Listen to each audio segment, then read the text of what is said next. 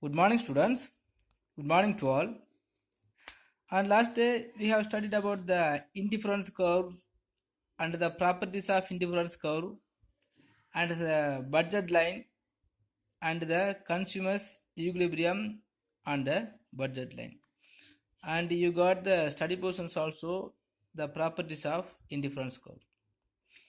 Okay, just we will remind about the last day study portions and today we will go to the next lessons. Okay. Your last day study portion is properties of indifference curve. I think you may have studied. So just we will remind the properties of indifference curve. So when we have studying the indifference curve, it has some of the properties.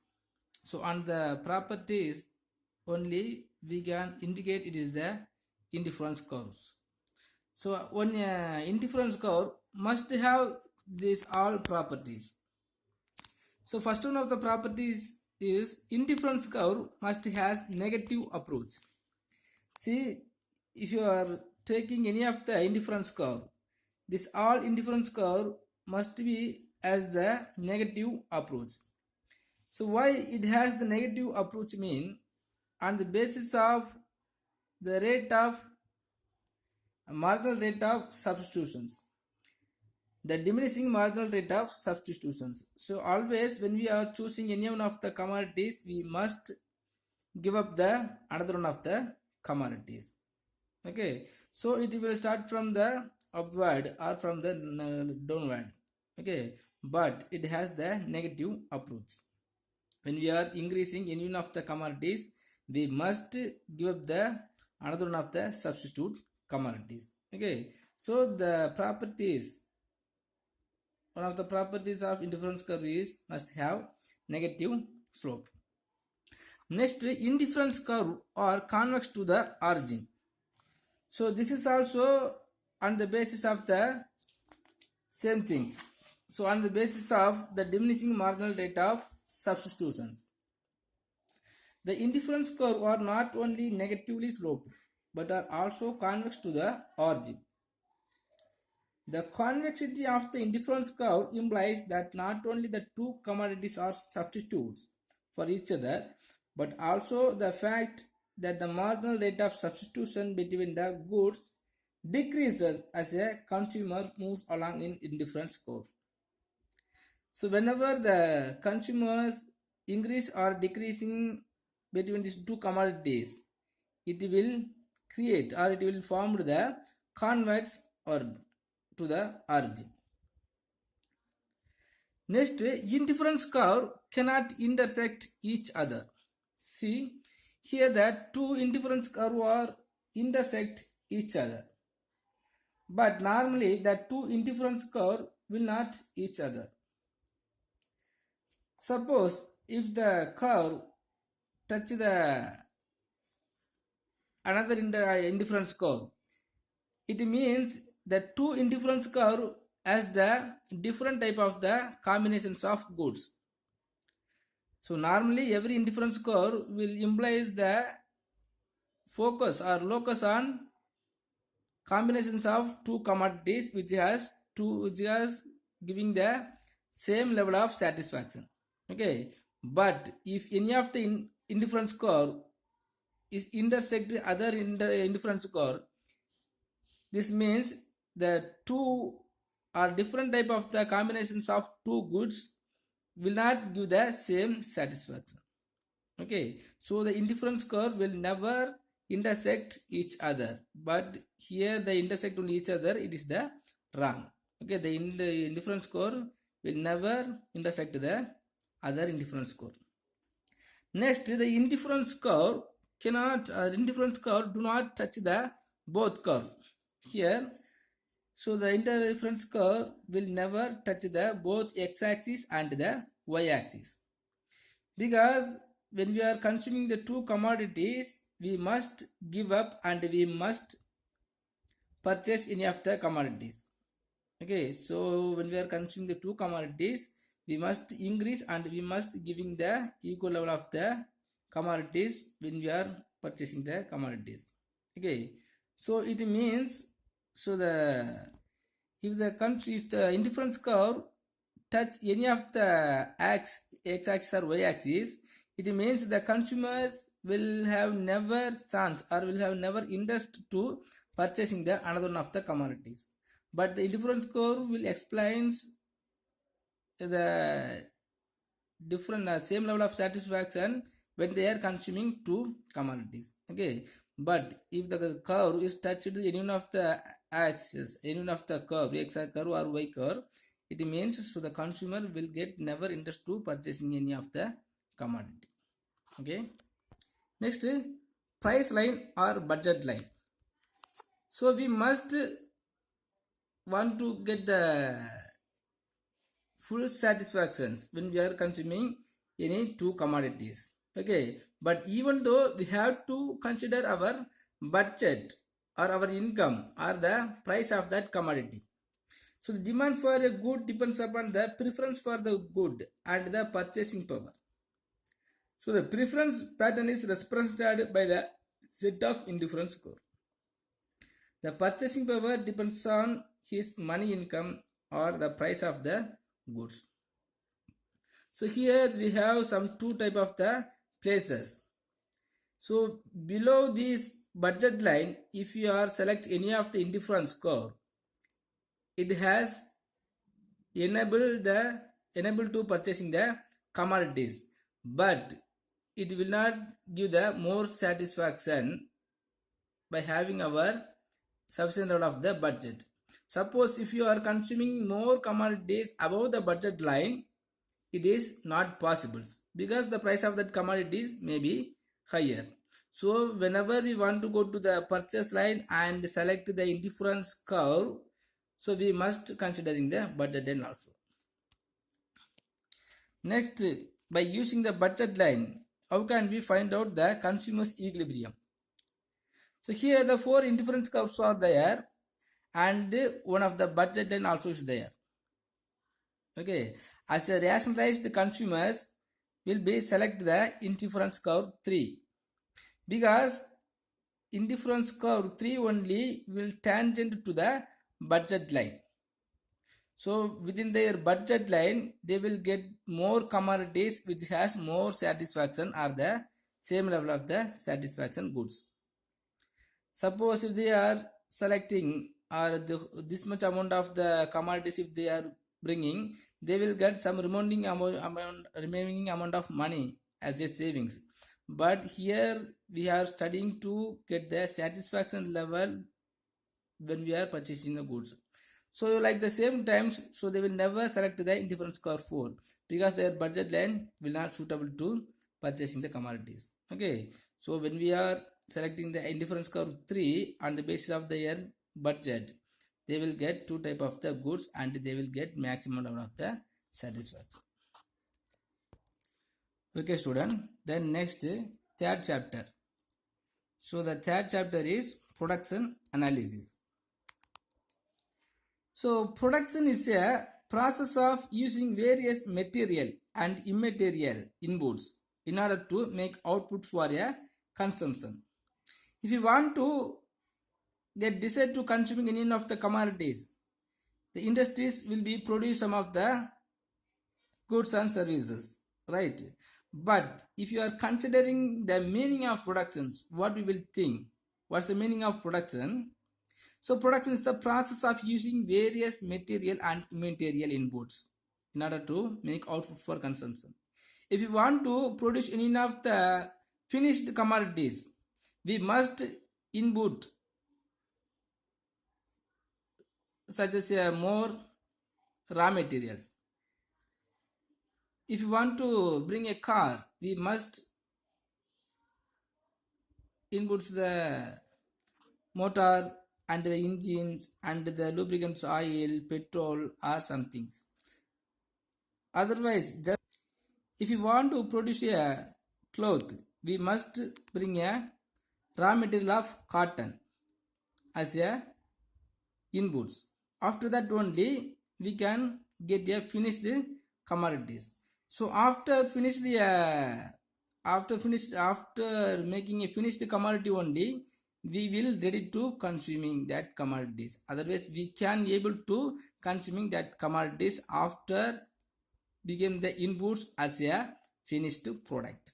So the production is a process of using various material and immaterial inputs in order to make output for consumption. So not only that, the production process creates the economic well-being. Economic well-being means if there is no productions, so the peoples will never try to improve their economic activities, because normally all the persons must be in the need of having the basic necessity of life. After after obtaining the basic necessity of life only, they will get the wants to consuming the comfort goods and the luxury goods. Okay, by creating the well-being, whenever the on the basis of the human wants, if the production is increased, so whenever the production has been increased, so on the basis of increasing the amount of productions only, the well-being of human also be increased. Otherwise, if there is no productions, mean what will happen? Just to think yourself, there is no production means there is no supply of commodities, and there is no employment opportunity, and there will be no economic creations, and there is no innovations, and what are the major concept will be coming from the productions, everything will be stopped. So the production process creates the economic well-being. So the satisfaction of needs originates from the outputs. So when the human wants will get more satisfaction, mean after consuming the produced product only. If you want to purchasing any of the car producer must be produced as the finished product. If he is not produced the car, we will never purchase the car, and we will never operate, and we will never get the consume. So the satisfaction of needs originates from the outputs. If the producers complete their production process, and if they are supplied the commodities into the market only, we can consuming that commodities. So when we are consuming that commodities only, we will get the satisfactions.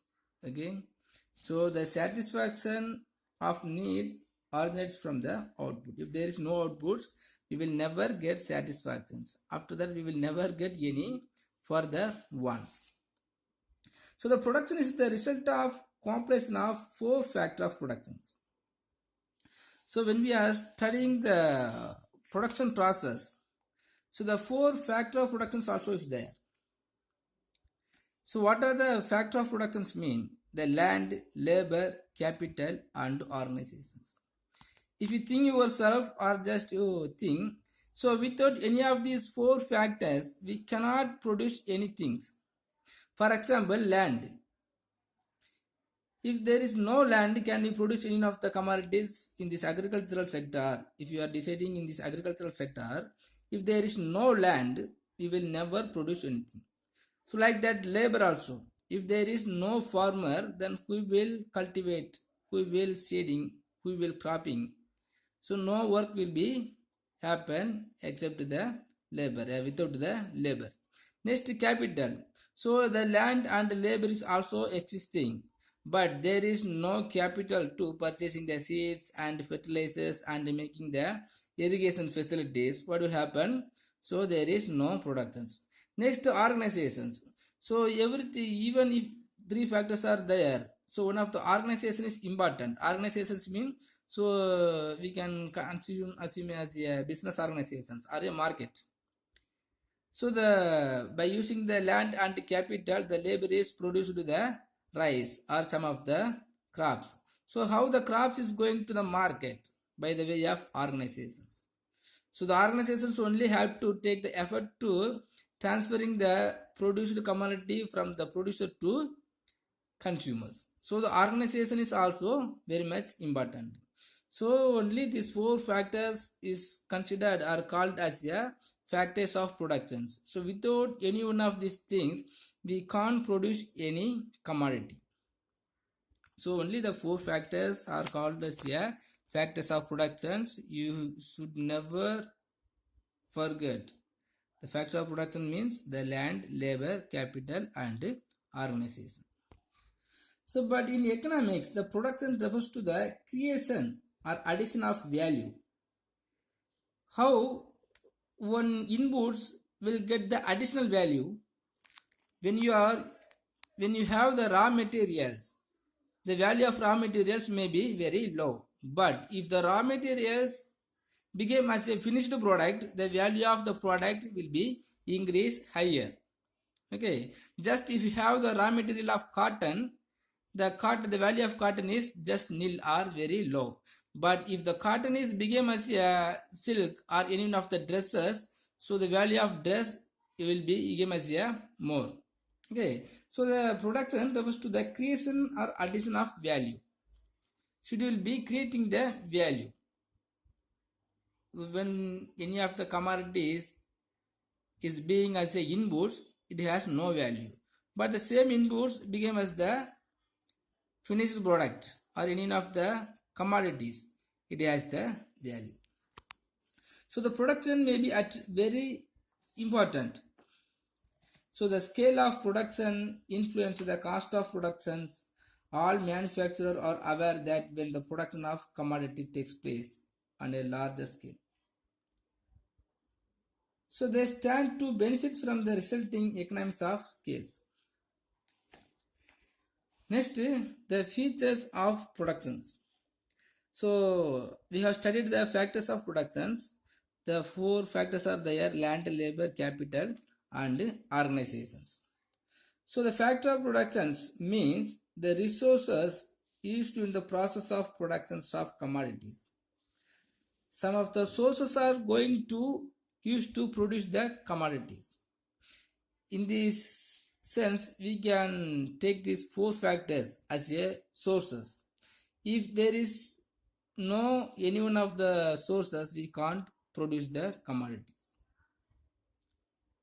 So here in this four factor of production, the land and labor is considered as a primary factor of productions, and the capital and organization is considered as a secondary factors of productions, because the capital and organization is a man-made creations, but the land and labor is the free gift of natures.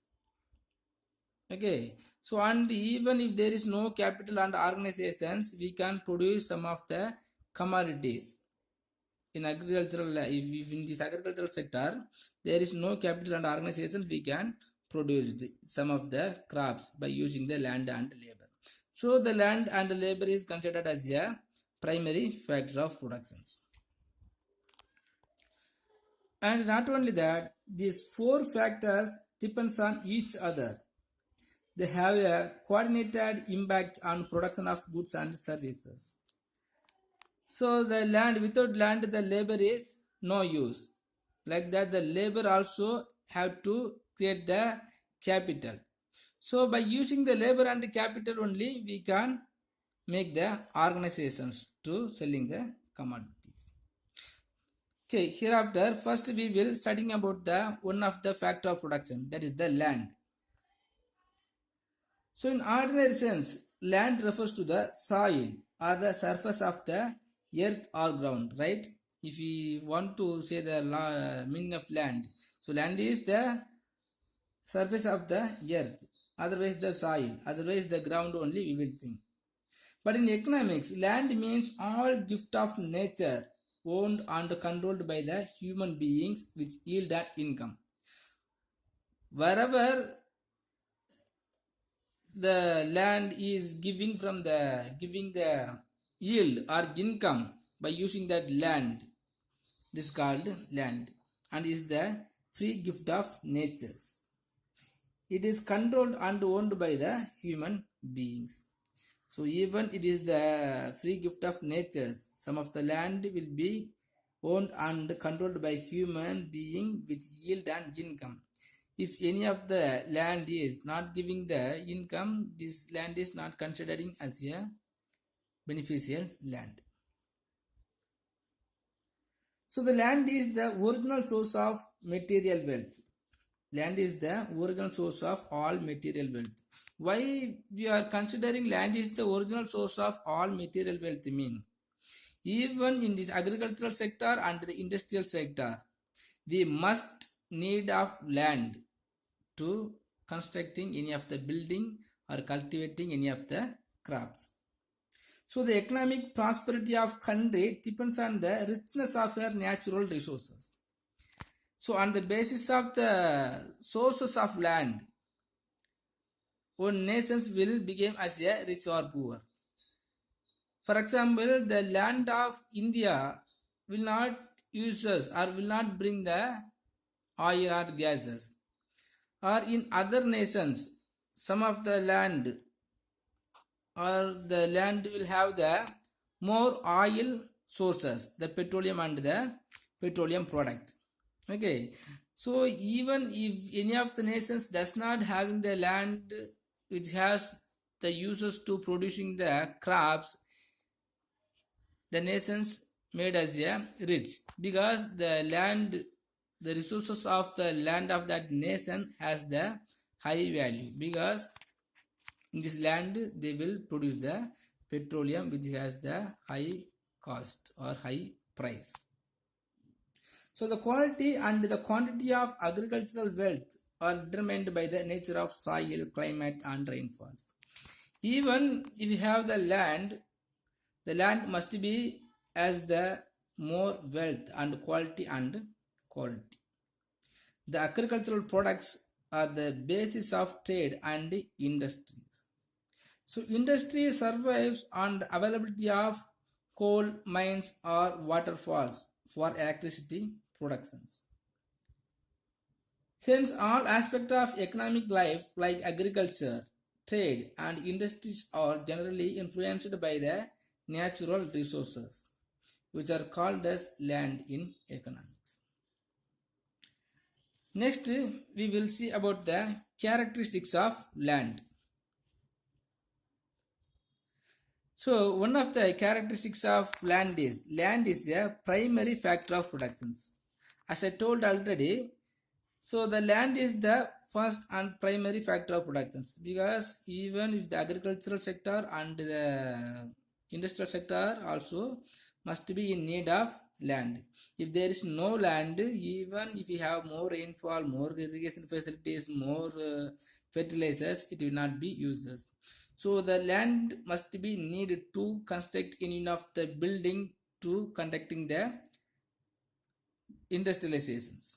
Okay, so the private sector, the agricultural sector and the industrial sector also must be in the need of land. So the land is considered as a primary factor of productions. Next, the land is a passive factor of productions. Land is a passive factor of productions means the land will not do anything. The land will not do anything. We can use the land. The land will not movable and the land will not doing, I will not producing anything that self. So we can use the land in multi ways. Okay, so the land is the passive factor of productions.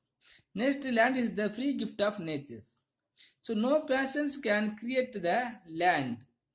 Okay, even if you have the more talent to produce any of the commodities or all the commodities, so no persons can produce the land. So the land is the free gift of nature. Even if the land is considered as a primary factor of productions, no one produced the land by using any of the commodity. Next, the land is the no cost of productions.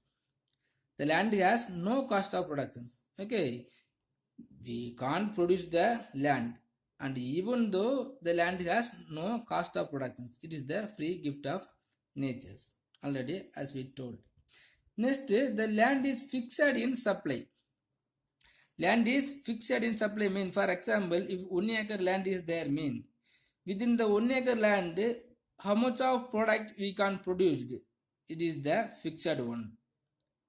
By increasing the more irrigation, more fertilities, we can't increase the supply, because it is the fixed in supply as per the law of nature, as well as inelastic in supply. Okay, So whenever the price of the fertility is decreasing, or if we have the more rainfalls, and when we are getting the seeds in very low prices, so the ground or the land will produce the same commodities. So the land has the inelastic in supply. Next, the land is permanent. Okay, we can't demolish the land, and we suppose we can transferring the ownership of the land from one person to another one of the persons. Okay, but land is always will be there in there itself. The land is permanent. Okay, even if you are not using the land is existing there itself. Next, the land as immovable. So the land cannot moving from one place to another one of the places. Okay, so the other factor of productions only has to move to use the land. The land will never move from one place to another one of the places. Next, alternative uses. The land as the alternative uses. Alternative uses means, so we can use the land for producing any of the agricultural commodities of that is the cultivate any one of the crops. Otherwise, we can use the land to constructing any of the business organizations. Otherwise, we can use that land to constructing any of the home.